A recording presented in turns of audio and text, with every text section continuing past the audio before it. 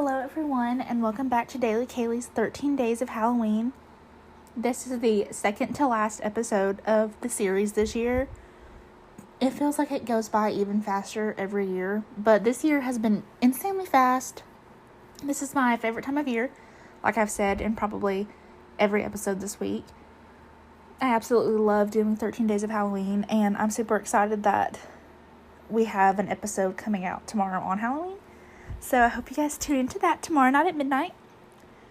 Today's episode is about the Good Hart murders, aka the Robison family murders. This case refers to the family mass murder of Richard Robison, his wife Shirley Robison, and their 4 children, Richie, Gary, Randy, and Susan. They were all murdered on June 25th, 1968, and they lived in an area of Detroit, Michigan. While they were killed, they were actually vacationing in their cottage, which was on Lake Michigan, just a little bit north of Good Hart, Michigan.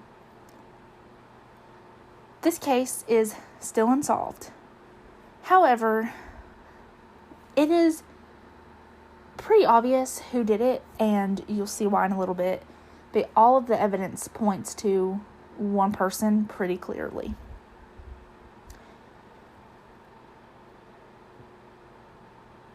Richard Robison was shot 5 times, and all of these shots were fired through a window at Richard Robison from outside the cabin, or the lake house, whatever it was.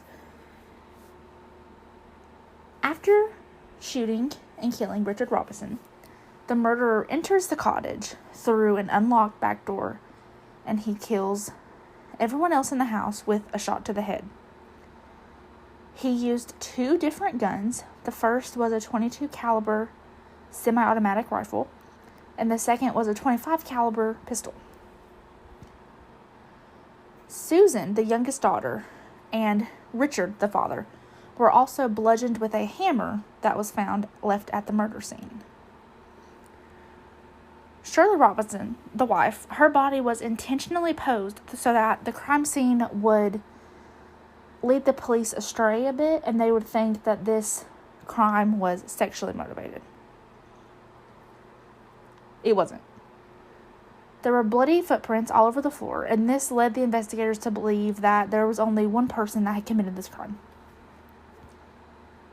However, the bodies were not discovered for almost a month. They were discovered after 27 days, and the conditions at the murder scene, with the area they were in, the climate, etc., all of this resulted in advanced decomposition of the bodies after 27 days. By the second week of the investigation, they had already set their sights on one suspect. This suspect was Richard Richard Robison's employee, Joseph R. Scalaro III, and he was 30 years old at the time. He was very sketchy. He had not been seen or heard from for over 12 hours on the day of the murders, and he had multiple alibis for that day, and they were all proven to be fake. None of them checked out whatsoever.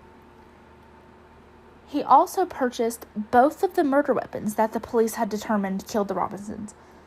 He had purchased them pretty close to the day of the murder. He specifically had a .25 caliber Beretta pistol and a .22 caliber AR-7.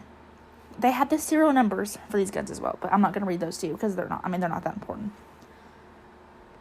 They found the spent ammo casings, the shells, at the home, and they also had some spent shells that he had shot at a firing range a little while before.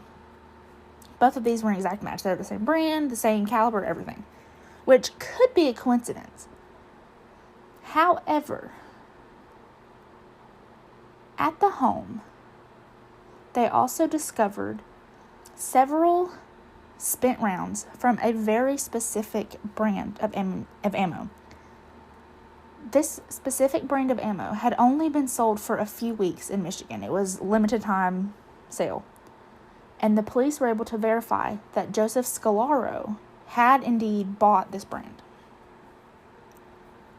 He claimed that both of his weapons that matched these descriptions were missing, that he'd either given them away or, like I said, one was just missing. It had been stolen.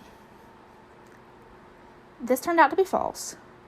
He was still in possession of both the weapons, and a neighbor of his actually confirmed that he had seen the AR-7 in Joseph's car just a few days before the murders.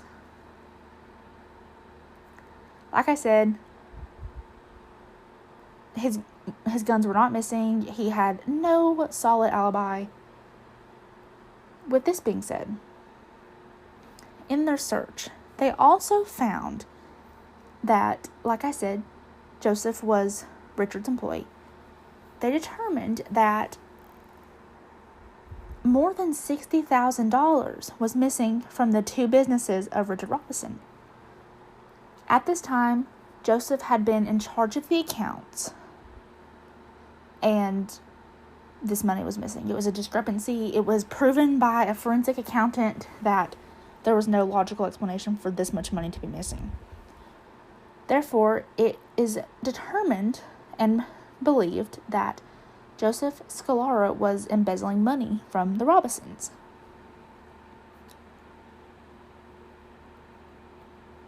They finished their investigation in December of 1969. They had their evidence case report, everything was ready to go. All of this information and this evidence implicated Joseph Scalaro as the murderer. He was the perpetrator of this crime. However, in January of 1970, when, like I said, the case was done, sealed, ready to be charged, the Emmett County, Michigan prosecutor decided not to bring charges against Joseph at this time. He once again brought up how Joseph said the murder weapons were missing, and they had not found the specific murder weapons yet. Like I said, they came up with the serial numbers of the guns that Joseph purchased, but they had no physical evidence to prove these guns matched, if that makes sense. Like, they didn't have the physical gun in their possession. Because of this, he also says that there were no fingerprints left at the crime scene for them to even believe that Joseph's guns would have been the murder weapon, if that makes sense. So, because of this prosecutor, they were not able to press charges on Joseph Scalaro for this crime.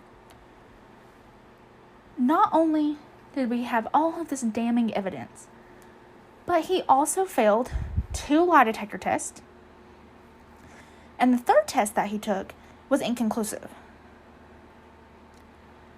It was also noted in the file that he had tried to deceive the polygraph interviewers when he took his pre-test interviews.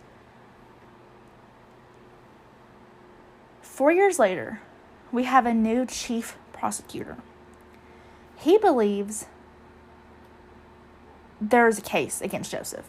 So he reopens the case. Well, he doesn't technically reopen the case because it hasn't been closed, but he reopens the prosecution process on this case. Joseph learns that there are pending charges against him. He's going to be arrested for this crime, and he commits suicide on March 8th, 1973. Joseph leaves behind a typewritten note, and on this note he writes, "I am a liar, a cheat, a phony," and he leaves a list of people that he had swindled in multiple different business schemes.